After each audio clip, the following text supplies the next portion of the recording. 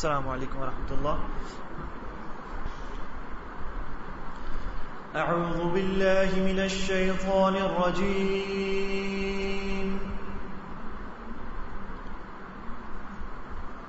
بسم اللہ الرحمن الرحیم.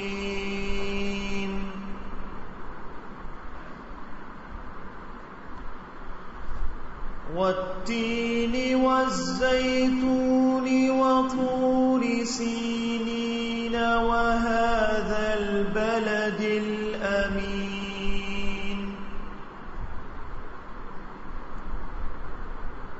لقد خلقنا الإنسان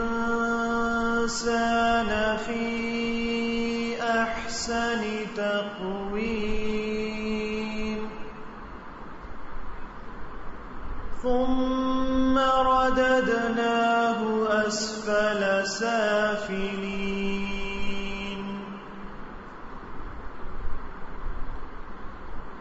إلا الذين آمنوا وعملوا الصالحات فلهم أجر غير ممنون.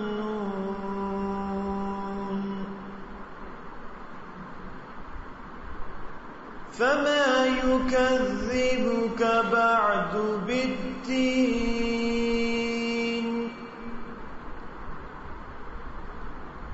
أليس الله بأحكم الحاكمين. صدق اللہ العظیم. میں آپ تمام خواتین حضرات کو آج کی اس ٹریننگ سیشن میں خوش آمدید کہتا ہوں. الہدا انٹرنیشنل جس میں آپ اس وقت تشریف فرما ہیں، یہ اس کی پرانی بلڈنگ ہے اور یہاں سے اب ہم H11 کے کیمپس میں شفٹ ہو چکے ہیں. الہدا کے بارے میں ایک چھوٹا سا تعارف آپ کے سامنے رکھ دیتا ہوں، اس کے بعد انشاءاللہ آج کے ٹریننگ سیشن کا باقاعدہ آغاز کیا جا سکے. الہدا انٹرنیشنل ایک ویلفیئر فاؤنڈیشن ہے. اس کا خاص مقصد خواتین کے اندر دینی تعلیم کو عام کرنا ہے. الحمدللہ اس ادارے کے تحت 1 سال، 1.5 سال، 2 سال اور مختلف دورانیے کے ٹریننگ پروگرامز ہوتے ہیں جو خواتین، بچے اور چند ایک پروگرام مرد حضرات کے لیے بھی ساتھ ساتھ ہوتے ہیں. قرآن کو ہر دل اور ہر ہاتھ تک پہنچانے کے ساتھ ساتھ ایک دوسرا بڑا شعبہ الہدا کے اندر نشر و اشاعت کا ہے، جس کے تحت کتابیں، قرآن پاک، کیسٹس، CDs اور اس طرح کی دوسری پروڈکٹس تیار بھی کی جاتی ہیں اور ان کی ڈسٹریبیوشن بھی ہوتی ہے. چند ایک پروڈکٹس ابھی آپ کے ہاتھ میں بھی موجود ہیں اور الحمدللہ الہدا کا اپنا ہی ریسرچ ڈپارٹمنٹ ہے جو ان کے اوپر تحقیق کرتا ہے اور پھر ان کو پرنٹ کرواتا ہے. مقصد ان تمام چیزوں کا یہی ہے تاکہ لوگ آرام سے چیزوں کو پڑھ سکیں. تیسرا بڑا شعبہ الہدا کا خدمت خلق کا ہے اور اس کے تحت الحمدللہ مختلف جگہوں پر جہاں کہیں بھی مدد کی ضرورت ہوتی ہے، خاص طور پہ بیوائیں، یتیم بچے یا اور جہاں پر نیچرل ڈیزاسٹرز آتے ہیں، جس طریقے سے ابھی آج کل سیلاب آیا ہوا ہے، اس سے پہلے پچھلے سال سیلاب آیا تھا، پھر 2005 میں جو ارتھ کوئک آیا تھا، تو ان تمام کے اندر بھی الحمدللہ اللہ کے فضل سے الہدا کافی ایکٹیولی انوالو رہا ہے. آج کی اس ٹریننگ سیشن کا مقصد بھی عوام الناس تک حج اور عمرے کا جو صحیح طریقہ ہے اس کو پہنچانا ہے، اور خاص طور پہ جس مقصد سے انشاءاللہ آپ لوگ جا رہے ہیں اس مقصد کو ذہن میں تازہ کرنا ہے تاکہ وہاں جا کے جو کام ہو ایک تو صحیح اللہ کی رضا کے مطابق ہوں، اور دوسرا یہ ہمارے ذہن میں یہ بات رہے کہ یہ تمام کام ہم صرف اللہ کی رضا کے لیے کرنے جا رہے ہیں. تو اللہ تعالیٰ آپ کا جانا بھی قبول فرمائے اور وہاں پہ انشاءاللہ آپ کا حج بھی قبول فرمائے. اب میں دعوت دیتا ہوں ڈاکٹر محمد ادریس زبیر صاحب کو کہ وہ آئیں اور آپ کو حج کے بارے میں اور حج کا طریقہ انشاءاللہ بتائیں گے.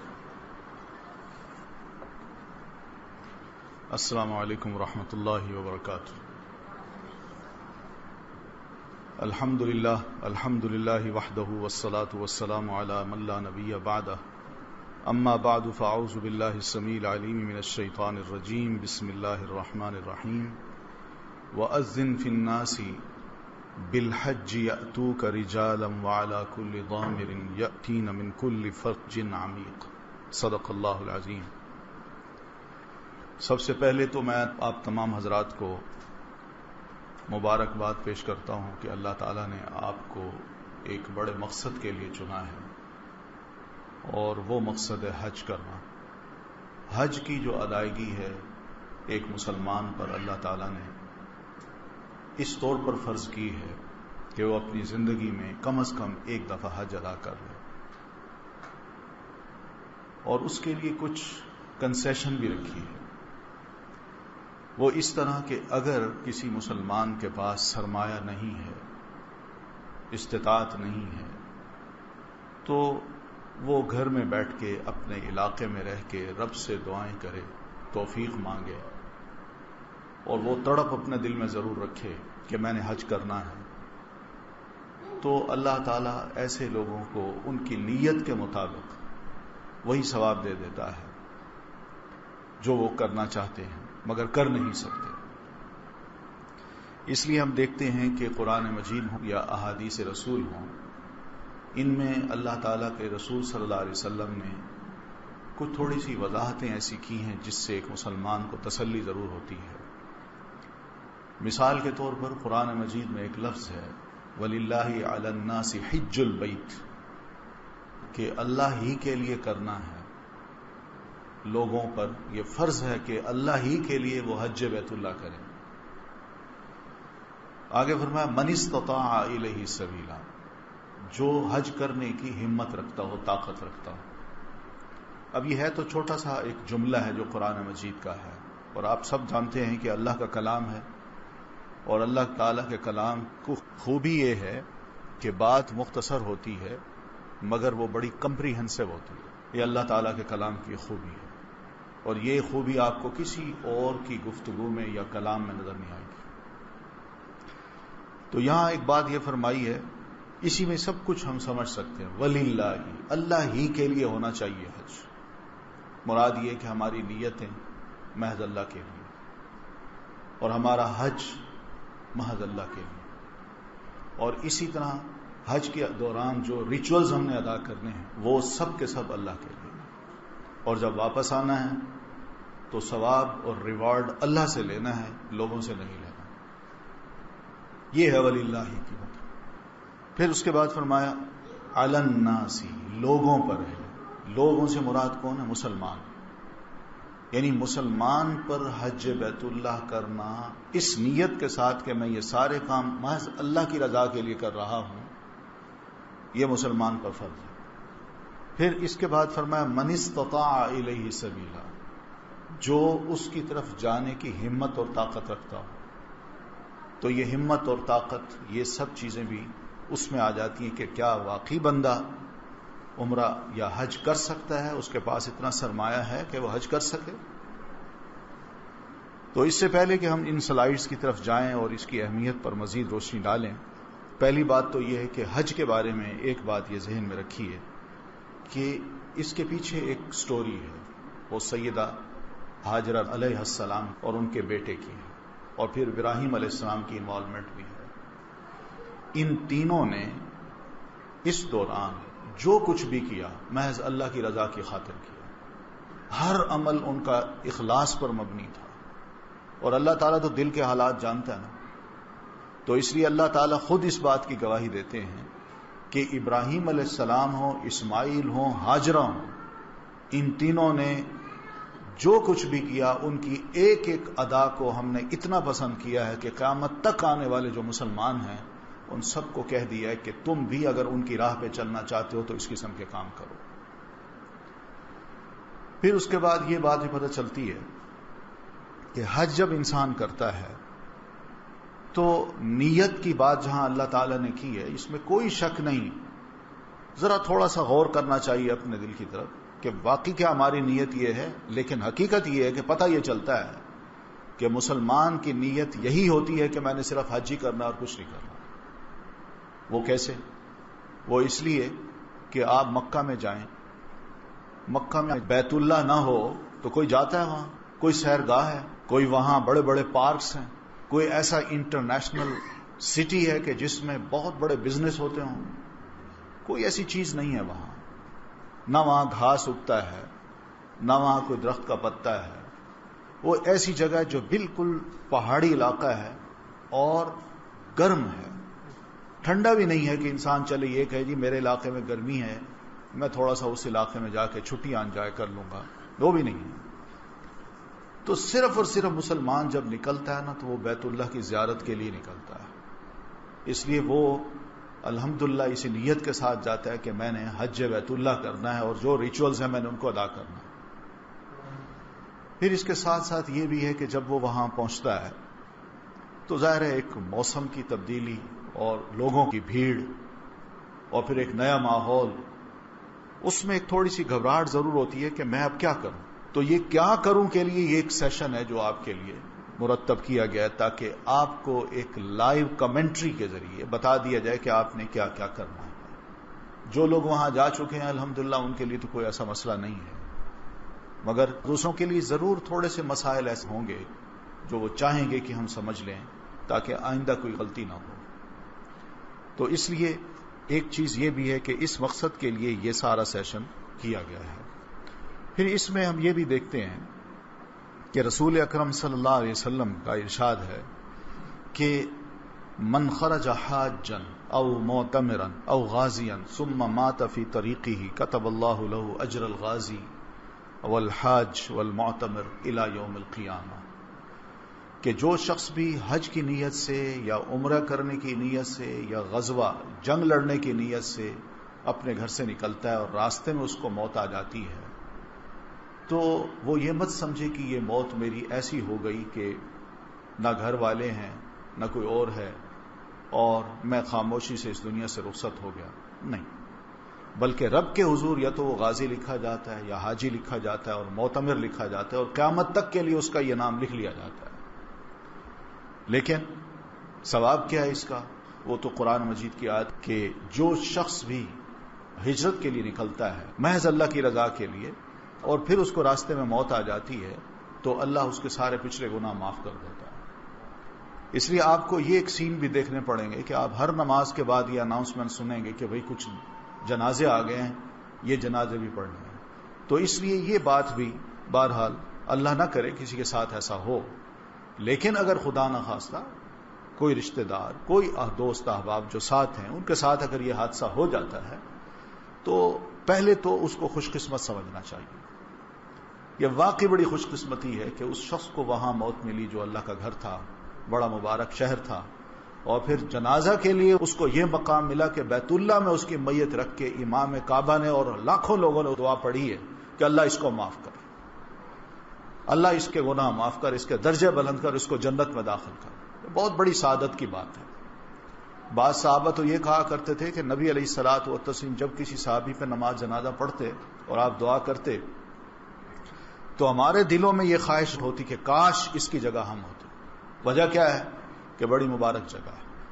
تو اس قسم کے بہرحال ذہن لے کے ہمیں وہاں جانا چاہیے کہ خدا نہ کرے ایسی کوئی صورت اگر بنتی ہے تو کوئی بات نہیں. اسی لیے یہ کہا جاتا ہے کہ جب گھر سے انسان نکلے تو جس کسی کا بھی قرضہ ہے وہ ادا کر کے جائے، کوشش یہ کرے، اور اگر ادا نہیں کر سکتا تو پیچھے ذمہ لگا دے کہ بھئی میں جا رہا ہوں، زندگی کا کوئی علم نہیں، یہ میری وصیت ہے، یہ میرا سرمایہ ہے، اس طرح شریعت کے مطابق بچوں میں تقسیم کر دیا جائے، اور دوسرا یہ کہ جو میں نے قرضہ دینا ہے وہ اس طرح ادا کر دیا جائے.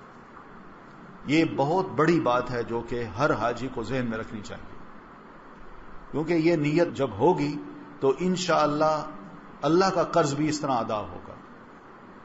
اور اگر خدا نہ خواستہ قرض انسان چھوڑ کے یا اس کی لاپرواہی کے ساتھ انسان چلا جاتا ہے اور اس ذمہ داری کو ادا کرنے کا نہیں سوچتا تو ایک سوال ہے اللہ کے حضور بھی اس کا. اس لیے اپنے آپ کو پیور اور صاف ستھرا کر کے اپنے گھر سے نکلنا چاہیے کہ میں جا رہا ہوں حج بیت اللہ کے لیے اور میں نے یہ کام کرنے ہیں. پھر اس کے بعد یہ ہے کہ جب ہم وہاں پہنچتے ہیں تو اس کے بارے میں قرآن مجید میں اللہ تعالیٰ نے یہ فرمایا ہے الحج اشہر معلومات. حج کے چند مہینے ہیں جو ہر مسلمان کو معلوم ہونے چاہیے. یہ اللہ تعالیٰ کی توقع ہے ہم مسلمانوں سے. وہ کون کون سے ہیں؟ یہی جو مہینہ گزر رہا ہے کہ شوال، ذوالقعدہ اور ذی الحج کے 10 دن یا 12-13 دن، یہ 3 مہینے ہیں. اسی کے دوران حج کے ریچولز جو ہے نا وہ ہم نے ادا کرنے ہیں. اس سے پہلے اور بعد میں کچھ نہیں. یعنی مراد یہ ہے کہ اگر شوال کے مہینے میں کوئی وہاں جانا چاہے اور یہ نیت کرنا چاہے کہ میں نے حج کرنا ہے تو وہ احرام باندھ کے بے شک چلا جائے. اس کو جب تک حج نہیں ہوتا یہ سارا عرصہ جو ہے، چاہے 2.5 ماہ کا ہے یا 2 ماہ کا ہے یا 1.5 ماہ کا ہے، اس کو اللہ تعالی حج ہی کاؤنٹ کرے گا اور ایک حاجی کا ثواب جو لکھا جاتا ہے وہی اس کو ملے گا. پھر یہ ہے کہ جب یہ دن آتے ہیں تو ان دنوں میں مسلمانوں کو چند اذکار بھی اللہ تعالیٰ نے فرمائے ہیں کہ وہ بھی مسلسل کرتا رہے.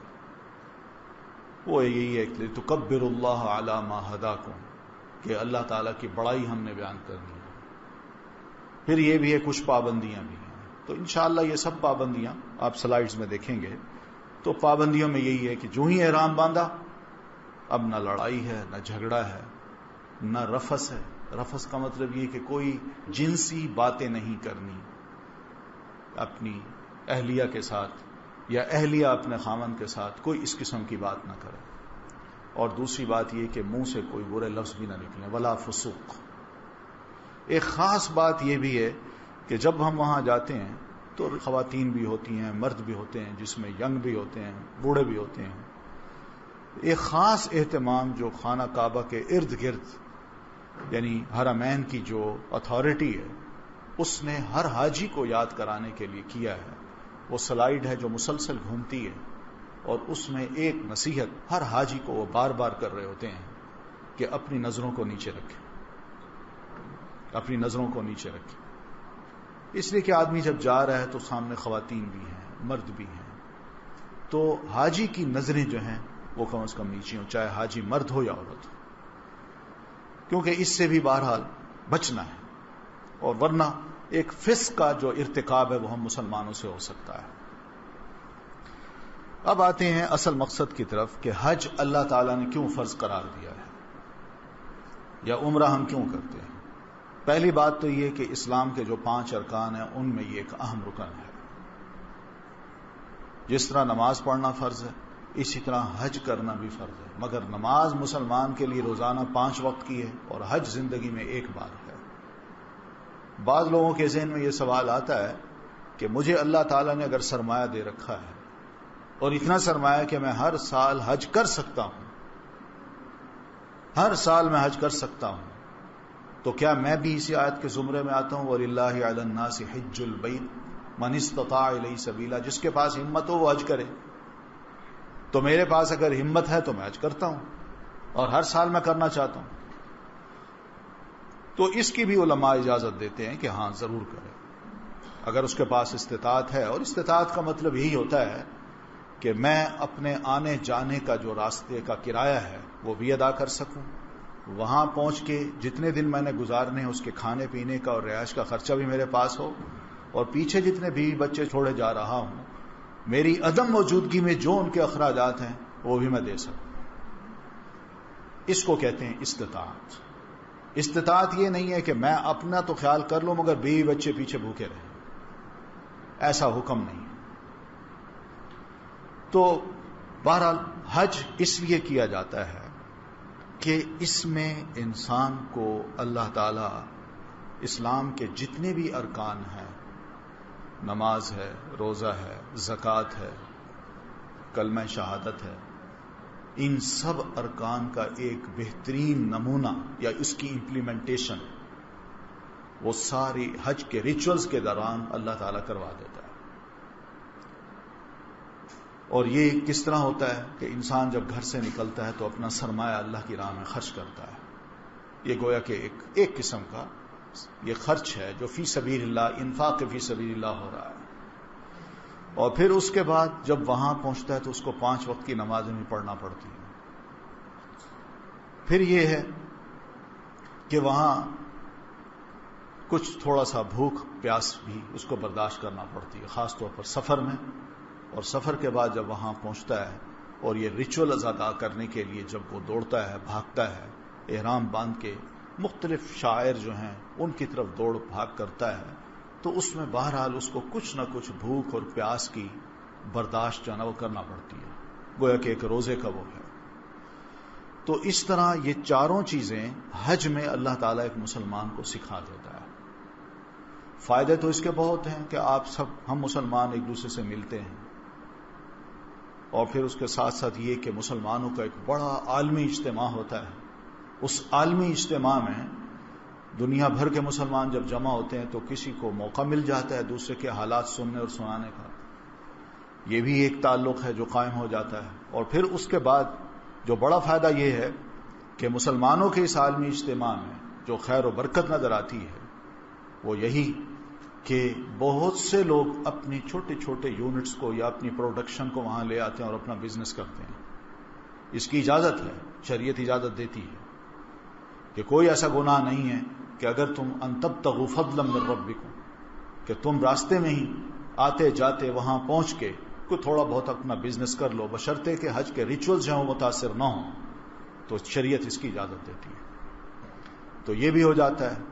پھر ایک اور اہم چیز جو انسان کے ذہن میں اللہ تعالیٰ اس سارے منظر کو دکھا کے جو بٹھاتا ہے وہ یہ ہے کہ قیامت کا جو میدان ہے، میدان محشر، اس کو بھی ذرا تصور میں لاؤ۔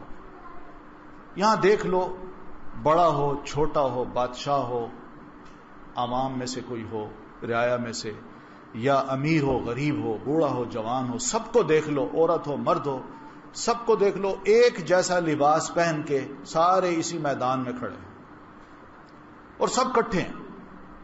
یعنی ایک ایسا منظر پیش کر دیا جاتا ہے جس میں انسان ظاہر ہے اپنے بیوی بچوں کو پیچھے چھوڑا ہے اور وہاں اکیلا کھڑا ہے۔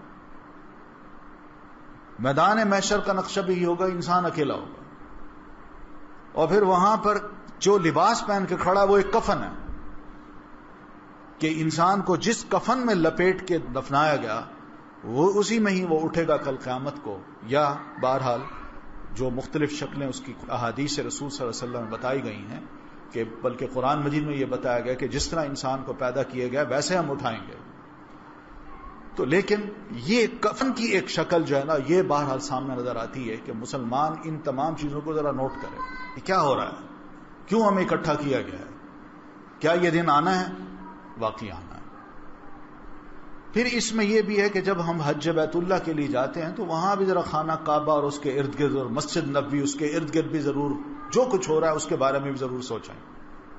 وہ اس طرح کہ قرآن مجید میں پتہ چلتا ہے کہ اللہ تعالیٰ نے حضرت ابراہیم علیہ السلام سے فرمایا تھا کہ ابراہیم اور اسماعیل تم دونوں طہرا بیتی للطائفین والعاکفین والرکع السجود، میرے گھر کو طواف کرنے والوں کے لیے اور اعتکاف میں بیٹھنے والوں کے لیے اور نماز پڑھنے والوں کے لیے پاک اور صاف کر دو۔ یہ جو پاکیزگی وہاں نظر آتی ہے، ذرا اس کے بارے میں بھی ضرورت سوچے گا کہ عبادت کی جگہ کیسی ہونی چاہیے، اور اللہ تعالیٰ نے اس گھر کو کیوں ایک علامت بنایا ہے دنیا بھر کے مسلمانوں کی عبادت گاہ کے لیے، کہ جہاں کہیں بھی وہ عبادت کریں ان کی عبادت کی جگہ کیسی ہونی چاہیے، صاف ستھری ہونی چاہیے، پاک ہونی چاہیے، اور وہاں جو بھی آئے عبادت کے لیے آئے، اور عبادت کا طریقہ بھی سب کا ایک جیسا ہونا چاہیے۔ یہ سب ایسی چیزیں ہیں جو کہ اس عبادت گاہ پہ جا کے نظر آتی ہیں۔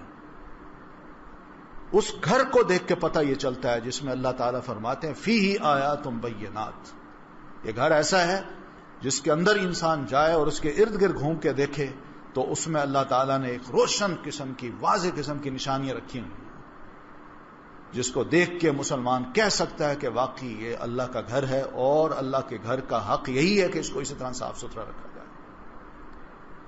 تو بہرحال یہ چند باتیں ہیں جو غور کرنے کے سے تعلق رکھتی ہیں، ہمیں غور کرنا ہے وہاں جا کے۔ صرف یہ نہیں ہے کہ جا کے اپنا حج کر کے یا طواف کر کے وہاں ہم بیٹھ جائیں، دعائیں کریں، ضرور کریں، لیکن لوگوں کی آمد و رفت، بیت اللہ پر نظر اور لوگوں کا وہاں عبادت کرنے کا طریقہ، یہ سب مسلمان کو ایک جہاں غور کرنے کا مقام ہے وہاں مسلمان کو ایک تسلی بھی دیتی یہ چیزیں کہ واقعی ہم مسلمان دنیا بھر میں کہیں بھی ہیں کم از کم اس اعتبار سے ایک ہیں. تھوڑے بہت اختلافات ہو سکتے ہیں لیکن اس اعتبار سے ہم مسلمان ایک ہیں کہ ایک ہی گھر ہے جس کی طرف سب رخ کر کے آ گئے ہیں اور سبھی اس لیے آئے کہ یہاں ہم عبادت کریں. یہ فائدے ہیں جو کہ وہاں غور و فکر سے ہم مسلمانوں کو حاصل ہو سکتے ہیں. باقی یہ ہے کہ جب ہم گھر سے نکلیں تو یہ سارے چھوٹے چھوٹے مسائل ہیں, تفصیل سے ان کو بیان تو نہیں کیا جا سکتا. حج کی شرائط جو ہیں وہ بھی آپ کو پتہ چل جائیں گی کہ مسلمان پر یہ حج فرض ہے, مالدار ہو, صاحب استطاعت ہو وہ یہ حج کرے, اور بندہ آزاد ہو, غلام نہ ہو, تب جا کے وہ حج کرے. پھر عقل مند ہو, اس کی عقل اس کے ساتھ ہو, اس کو پتہ ہو کہ میں نے کیا کیا کرنا ہے, شعوری طور پر وہ بیدار ہو. ایسا نہ ہو کہ اس کی عقل کمزور اور وہاں جب پہنچے اتنی مشکل سے تو اس کو کوئی پتہ ہی نہ ہو کہ میں نے کیا کرنا. پھر اس کے بعد یہ بھی ہے کہ بالغ حج کر سکتا ہے, نابالغ بھی اگر حج کرنا چاہتا ہے, بچہ ہے, ماں کے ساتھ ہے یا والدین کے ساتھ ہے, اس کو بھی حج کرایا جا سکتا ہے. لیکن جب وہ حج کر لے گا تو پھر علماء کا یہ کہنا ہے کہ جب وہ بالغ ہو جائے گا تو پھر اس پر حج کرنا بالکل اسی طرح فرض ہوگا جیسے مسلمان مرد پر فرض ہے. وہ ایک دفعہ پھر ضرور حج کرے. صحت ہونی چاہیے, صحت ہوگی تو وہاں جا کے انسان حج کرتا ہے. اور یہ حقیقت ہے کہ جوانی کی جو عمر ہے یہ ہے اللہ کو خوش کرنے کی. عبادات اسی عمر میں کر لی جائیں تو حقیقت یہ ہے کہ اللہ تعالیٰ کو اس عمر کا جوان اور اس کا رخ اللہ کی طرف, جھکاؤ اللہ کی طرف, اور عبادات میں اس کی دلچسپی, یہ اللہ تعالیٰ کو بڑی پسندیدہ ہے. تو اس لیے نوجوان جب وہاں پہنچتا ہے تو بڑی ہمت کے ساتھ, اس کے اندر ایک ہمت ہوتی ہے, طاقت آ جاتی ہے, روحانی بیداری پیدا ہو جاتی ہے, اور وہ بڑے جوش کے ساتھ, جذبے کے ساتھ اور شوق کے ساتھ ان تمام شاعر کو بجا لاتا ہے. تو صحت کا ہونا بڑا ضروری ہے. تو اس صحت کے لیے بھی ظاہر ہے آپ جب وہاں پہنچیں تو کوشش یہ کریں کہ مناسب کھانا کھائیں اور مناسب چیزیں پئیں تاکہ اس سے صحت خراب نہ ہو. پھر ایک شرط یہ بھی ہے کہ راستہ پر امن ہو. میں یہاں سے وہاں جانا چاہتا ہوں لیکن یہاں اتنے حالات خراب ہیں کہ میں نکل ہی نہیں سکتا, یا وہاں راستے میں اتنے حالات خراب ہیں کہ میرا جہاز وہاں پہنچ ہی نہیں سکتا.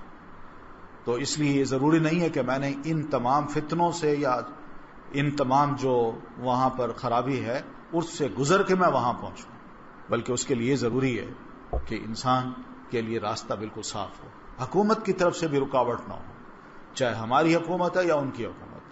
ان کی طرف سے اگر رکاوٹ نہیں ہے تو پھر جا سکتے ہیں, مگر ان رکاوٹوں کو توڑ کے میں وہاں پہنچوں تو یہ ایک قسم کی قانون شکنی ہے. اور اس کے ساتھ ساتھ یہ بھی کہ جب دوسرے مسلمانوں کا حق انہوں نے رکھا ہے تو بہتر یہ ہے کہ میں ان کا حق نہ چھینوں. جو میں پہلے حج کر چکا ہوں تو میں اگر نہ کروں, دوسروں کو موقع دے دوں تو وہ شاید زیادہ ثواب کی بات ہوگی. عورتیں جو ہیں وہ بطور خاص جب بھی نکلیں تو اپنے ساتھ محرم لے کے جائیں. بعض علماء کا یہ کہنا ہے کہ عورتوں کا اگر گروپ اکٹھا ہو, یعنی 5 سے لے کر 10, 12, 15 تک, یہ کم از کم اتنا گروپ ہو, اور یہ گروپ اگر اکٹھا حج کر لے اور اکٹھا ہی واپس آئے تو ایسی صورت میں اگر اپنے ساتھ عورت محرم نہیں لے جا سکتی تو وہ اسی گروپ کے ساتھ حج کر سکتی ہے اور حج کر کے واپس بھی آ سکتی ہے. یہ امام شافعی رحمۃ اللہ علیہ کا مسلک ہے, وہ یہی کہتے ہیں کہ اس طرح یہ کیا جا سکتا ہے بشرطے کہ راستہ محفوظ ہو, اور ساتھ ساتھ یہ بھی ہے کہ ان کو آگے اجازت بھی ملے, کیونکہ سعودی گورنمنٹ جو ہے خاتون کو حج کی اجازت اس وقت دیتی ہے جبکہ اس کے ساتھ محرم ہو. پھر دوسری یہ کہ حالت عدت میں نہ ہو کہ شوہر فوت ہو گیا, 2 مہینے گزرے ہیں, عورت کی خواہش بن رہی کہ میں جا کے حج کروں, نہ, ابھی عدت میں ہے. بے شک حج گزرتا ہے گزر جائے, نیکسٹ ایئر کر لے, لیکن عدت کی جو لمٹ ہے اس کو توڑ کے باہر نہ نکلے, یہ ضروری ہے. حج جب ہم کرتے ہیں تو اس کی 3 قسمیں ہیں. ایک ہے حج تمتع, دوسرا حج قران, اور تیسرا ہے حج افراد. افراد جو ہے فرد سے ہے, فرد کہتے ہیں ایک کو. افراد کا مطلب یہ ہے کہ آپ جب احرام باندھ رہے ہیں تو احرام باندھتے وقت آپ کی نیت صرف یہ ہو کہ میں نے جا کے صرف حج کرنا ہے، عمرہ نہیں کرنا. احرام آپ نے باندھ لیا، جہاز میں ہی میقات کراس کر گئے اور آپ جدہ اترے. جدہ کے بعد آپ بے شک مکہ جائیں یا مدینہ جائیں، آپ عمرہ نہیں کر رہے، آپ کو احرام بندھا ہوا ہے. اور پھر آپ سیدھے چلے جاتے ہیں مینا میں. اگر مینا میں پہنچنے کا دن ہے تو آپ اس دن پہنچ جاتے ہیں، یا پھر 15 دن باقی ہیں تو آپ اسی حالت میں رہیں گے. آپ نے احرام نہیں کھولنا، کیونکہ آپ کی نیت یہ ہے کہ میں نے حج کے لیے احرام باندھا ہے. تو جب احرام باندھ لیا تو حج کے بعد ہی احرام کھولے گا، اس سے پہلے نہیں کھولے گا. اس کو کہتے ہیں حج افراد. اس کا بھی بڑا ثواب ہے. ظاہر ہے انسان اپنے آپ کو بڑی تکلیف میں رکھتا ہے. بعض صحابہ ایسا کرتے تھے، حج افراد کرتے تھے، اور حج افراد میں ان کو تکلیف یہ ہوتی تھی، گرمی کا موسم. ظاہر ہے آج جو سہولتیں ہیں اس وقت تو نہیں تھی. گرمی کے موسم میں ان کے سر کے بالوں میں جوئیں پڑ جاتی تھی، اور اسی طرح اور مختلف قسم کی بیماریاں پڑ جاتی تھی، لیکن سب برداشت کرتے تھے.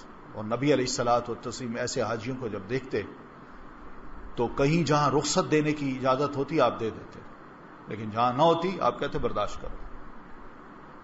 تو بہرحال یہ حج ہے، حج افراد. حج کر کے تمام شعائر بجا لانے کے بعد جب آخر میں سر منڈائے گا انسان اور طواف کر لے گا، پھر اس کے بعد انسان جو ہے وہ اپنے احرام کو کھولتا ہے، اور یہ اس کا حج افراد ہے. حج قران یہ ہے کہ نیت یہ کرے احرام باندھتے وقت کہ اللہ میں نے عمرہ اور حج اکٹھا کرنا ہے، جس کا دوسرا مطلب یہ ہے کہ میں نے احرام باندھا، مکہ پہنچا، عمرہ کر لیا. اب عمرہ کرنے کے بعد میں احرام نہیں کھولوں گا، یہ احرام جاری رہے گا. کب تک؟ حج تک. یہ بھی ایک بہرحال بڑا مشکل مرحلہ ہے.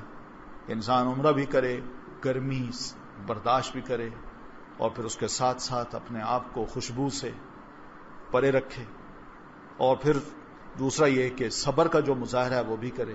چاہے 3 مہینے 2 مہینے باقی ہیں عمرہ کرنے کے بعد، حج کے درمیان 2 مہینے باقی ہیں.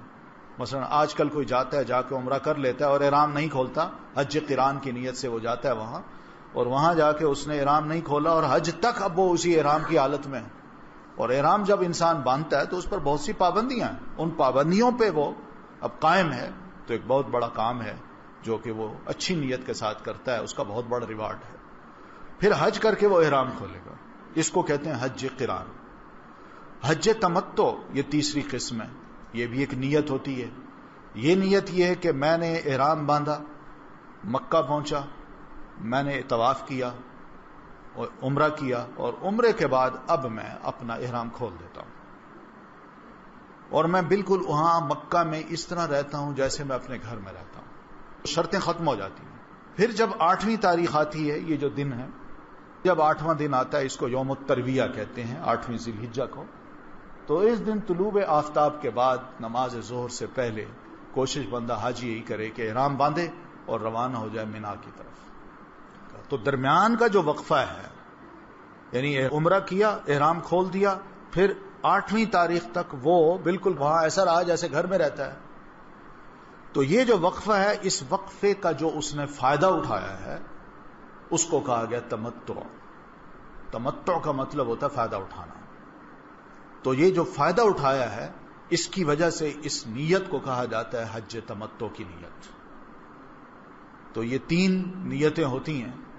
عموماً ہمارے حاجی جب جاتے ہیں تو وہ حج تمتع کی نیت کرتے ہیں.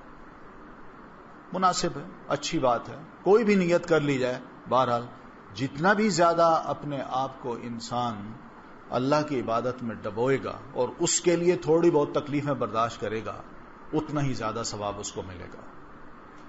افراد میں بہت زیادہ ہے، خاص طور پر قران میں بہت زیادہ تکلیف ہے، بہت برداشت کرنا پڑتا ہے، اور افراد میں بھی ہے، لیکن حج تمتع میں ذرا سہولت ہے. تو ہمارے حاجی اکثر و بیشتر جب جاتے ہیں تو حج تمتع کی نیت کرتے ہیں. تینوں حج جائز ہیں، تو کوئی بھی نیت انسان کر کے وہاں جا سکتا ہے. پھر اس میں ہم یہ بھی دیکھتے ہیں کہ حج کے جو ارکان ہیں اس میں احرام باندھنا ہے. بغیر احرام کے میں یہ نہیں کہہ سکتا کہ میں حج کی نیت کر رہا ہوں. یا بغیر احرام کے میں حرم میں داخل نہیں ہو سکتا. احرام مجھے میقات سے پہلے باندھنا ہے،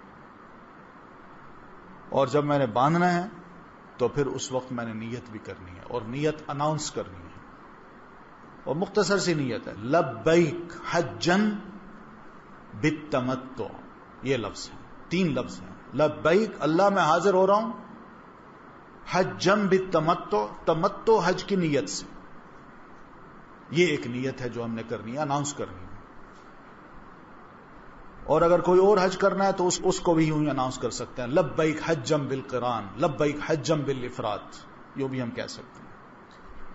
تو یہ لبیک کا جو لفظ ہے اللہ میں حاضر ہو رہا ہوں، یہ اپنے آپ کو اب سپرد کرنا ہے رب کے حضور. اللہ اب تو جو کہے گا میں ویسے کروں گا.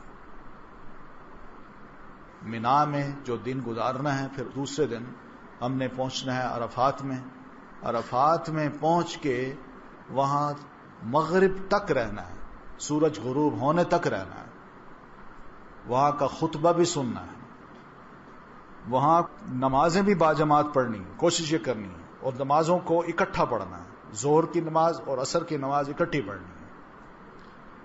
پھر اس کے ساتھ یہ بھی ہے کہ وقوف کرنا ہے.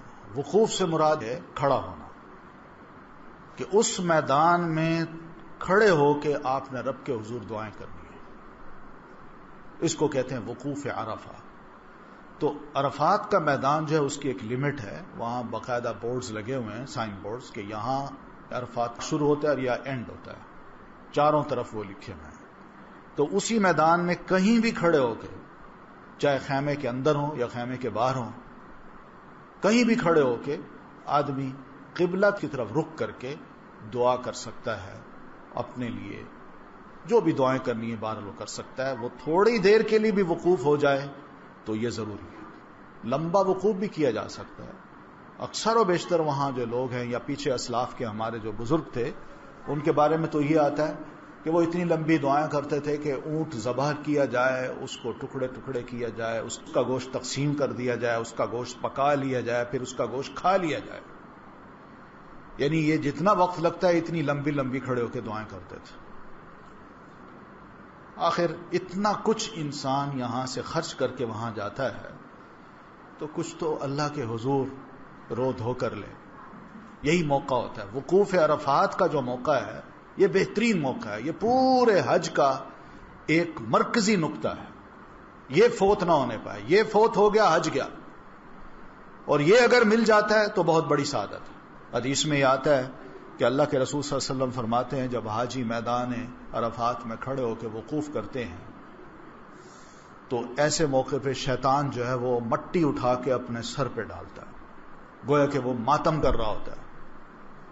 تو وہ یہ بتا رہا ہوتا ہے کہ دیکھو جس شخص پر میں نے 40 سال کام کیا، 60 سال کام کیا، میں نے اس سے سارے غلط کام کروائے، اور یہ میدان عرفات میں آ کے آج اپنا سب کچھ معاف کروا چکا ہے. یہ وہ چیز ہے جس کی وجہ سے اللہ کو بڑی خوشی ہوتی ہے اور شیطان کو بڑی رسوائی ملتی ہے وہاں. اس لیے یہ کام بھی وہاں کرنا ہے. اور جو ان دعاؤں میں ہم نے اللہ سے وعدے کرنے ہیں، اللہ سے یہ بھی دعا کرنی ہے کہ اللہ مجھے ان وعدوں پر قائم رہنے کی آئندہ توفیق بھی عطا فرما، کیونکہ یہ بڑی ضروری چیزیں ہیں. نیتیں اس طرح کی ہونی چاہیے کہ انسان واقعی اپنے آپ کو چینج کر کے آئے. اس لیے حدیث میں یہ آتا ہے جو بندہ حج کرتا ہے اور حج کر کے دعائیں کر کے اور حج کے تمام ریچولز کو ایز اٹ از جیسے میں نے کہا ہے ویسے بجا لاتا ہے، اور جب وہ واپس آتا ہے تو اللہ تعالیٰ کے ہاں وہ بالکل اس طرح ہو جاتا ہے جیسے آج کے دن وہ پیدا ہوا.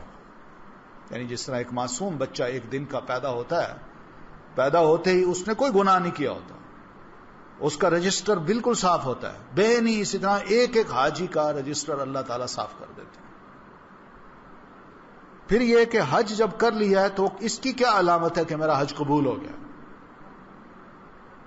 اس کے بارے میں بھی حج مبرور کے لفظ آئے ہیں.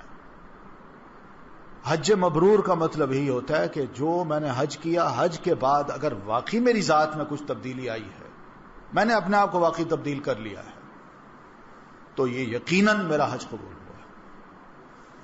اور اگر تبدیلی نہیں آئی تو پھر قابل غور بات ضرور ہے. اس لیے کہ اللہ تعالیٰ نے جو بھی ریچولز ہمیں کہے نا عبادات کے، وہ چاہتا یہی ہے کہ ہمارے اندر تھوڑی سی تبدیلی آئے، بغیر کسی مقصد کے یہ باتیں نہیں ہیں. نماز پڑھتے ہیں، نماز پڑھنے کا مقصد اللہ نے ہی بتایا کہ ان الصلاۃ تنہا عن الفحشاء والمنکر، کہ نماز جب بندہ پڑھتا ہے تو نماز پڑھنے کے بعد اللہ تعالیٰ اس نماز کے ذریعے سے بندے کے اندر یہ تبدیلی لاتا ہے کہ وہ فحش کاموں سے اور منکرات سے اپنے آپ کو بچا لیتا ہے. تو بہنی اسی طرح جب حج کرتا ہے تو حج کے بعد بھی انسان اللہ سے جو وعدے کر چکا ہے وہ پورے کرے اور تمام وہ کام کرے جو کہ اس نے اللہ سے کہے ہیں، جائز کام. تو یہ تبدیلی بہت بڑی تبدیلی ہے جو اس بات کی علامت ہے کہ واقعی اس کا حج قبول ہو گیا ہے. پھر اس کے بعد یہ ہے کہ طواف زیارہ بھی کرنا ہے، سارے ریچولز ادا کر کے اس کے بعد طواف زیارہ جو ہے یہ بڑا اہم ہے. پھر اس کے بعد بندہ فارغ ہوتا ہے کہ ہاں میں نے حج کر لیا ہے. اس سے پہلے وہ اپنی حجامت بھی کرا چکا ہوتا ہے اور پھر جا کے کپڑے بھی بدلتا ہے، لیکن طواف زیارت کرتا ہے اور طواف زیارت کے بعد اس کا حج پورا ہوتا ہے. سعی بھی کرنی ہے، طواف زیارت میں سعی بھی کرتا ہے. تو یہ سب ارکان ہیں حج کے. رکن کا مطلب ہے پلر، کوئی پلر رہنے نہ پائے. کوئی ایک آدھ رہ گیا اور خاص طور پر وقوف عرفہ رہ گیا تو حج ختم، اور اگر کوئی اور رہ جاتا ہے تو اس پر پھر علماء کے اپنے کچھ اقوال ہیں جن کو میں انشاءاللہ بیان کروں گا. پھر اس میں یہ بھی ہے کہ کوشش یہ کرنی ہے کہ ہم یہ جو مزدلفہ اور منا کا جو قیام ہے اس کو معمولی نہ لیں. ہوتا یہی ہے کہ عام طور پر بندوں کو یہ علم نہیں ہوتا کہ کب روانہ ہونا ہے یا کدھر جانا ہے، یا بسوں میں ہم بیٹھے ہوتے ہیں، معلم جو ہے وہ بسوں کو کبھی مختلف راستوں لے جا کے کہیں روک دیتا ہے اور پتہ نہیں چلتا کہ مزدلفہ یا منا ہے. تو ایسی صورت میں حج کا مطلب ایک یہ بھی ہے کہ ہم نے ذرا صبر سے کام لینا ہے. حقیقت ہے کوئی جلد بازی کی ضرورت نہیں. اللہ ہمیں جانتا ہے ہم کس مقصد کے لیے نکلے ہوئے ہیں، اور ہم یہ بھی نہیں کر سکتے کہ دوسروں کو تنگ کر کے ہم اپنا فائدہ سوچیں اور دوسروں کو تکلیف دیں. اس لیے ہر کام کو بڑے صبر سے کرنا ہے، اور صبر کی ابتدا ہمارے سفر سے شروع ہو جاتی ہے. مثال کے طور پر میں جب جدہ ایئرپورٹ پر اترتا ہوں تو اترتے ہی اب وہاں میں باہر نکلا تو باہر نکل کے اب ایک دوڑ سی لگ جاتی ہے کہ بس میں پہلے بیٹھ جاؤں. ٹھیک ہے بس میں بیٹھیے، لیکن جب میں بیٹھا ہوں تو وہاں کوئی بندہ ہے جو بزرگ ہے کھڑا ہے اور میں سیٹ پہ بیٹھا ہوں، میں جوان ہوں. اب میں کہوں میں نے اپنا فائدہ دیکھنا ہے، اس بزرگ کا خیال نہیں کرنا. تو وہاں ذرا قربانی کا جذبہ بھی ہمارے اندر آنا چاہیے کہ ان سب کا خیال کریں.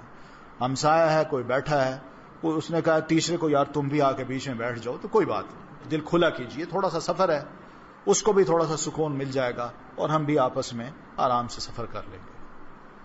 تو اس طرح کی چھوٹی چھوٹی باتیں جو ہے نا اس میں دل کو بڑا کھلا کرنا پڑتا ہے. صبر بھی کرنا پڑتا ہے، دل کو بھی کھلا کرنا پڑتا ہے، دوسروں کو آفر بھی کرنا پڑتی ہے. جب آفر کریں گے تو ایک نیکی انشاءاللہ ہمیں بہت بڑی مل جائے گی، اور اللہ نے اس نیکی کو ضائع نہیں کرنا. پھر اس میں یہ بھی ہے کہ ایام تشریق جو مزدلفہ کی رات ہے وہ ہم نے مزدلفہ میں ہی گزارنی ہے. وہ آپ جب واپس آئیں گے یعنی عرفات سے تو راستے میں مزدلفہ آتا ہے، تو مزدلفہ میں ہی ہم نے رات کو اپنا گزارنا ہے. تو میں سمجھتا ہوں کہ اس کے سارے طریقے اسی سلائیڈ سے ہم دیکھ لیتے ہیں، پھر اس کے بعد انشاءاللہ ساتھ ساتھ میں مزید باتیں بھی سمجھاؤں گا. تو یہ تو ہم سمجھ چکے کہ اللہ تعالیٰ نے قرآن مجید کے ذریعے سے ہمیں بتا دیا ہے کہ مسلمانوں پر حج بیت اللہ کرنا فرض ہے.